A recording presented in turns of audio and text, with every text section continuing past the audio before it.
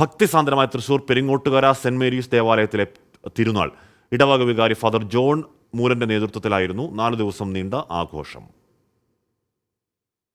ഇടവക മധ്യസ്ഥയായ കന്യകാമറിയത്തിന്റെയും യൗസേപ്പിതാവിന്റെയും സെബസ്ത്യാനോസിന്റെയും സംയുക്ത തിരുനാൾ നാടിന്റെ ഉത്സവമായി.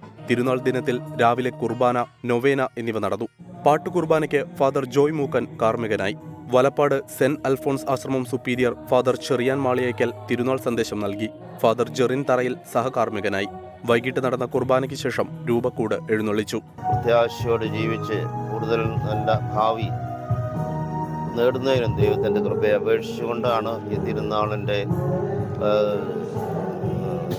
സംഘടന ഭാരവാഹികൾ അത് ഏർപ്പെടുത്തിയിരിക്കുന്നത് എന്നതിന് വലിയ സന്തോഷമുണ്ട്. തിരുനാൾ പ്രദക്ഷിണത്തിന് പട്ടുകുടകളുമായി നിരവധി ഇടവക വിശ്വാസികൾ അണിനിരന്നു. തുടർന്ന് കലാപരിപാടികളും അരങ്ങേറി.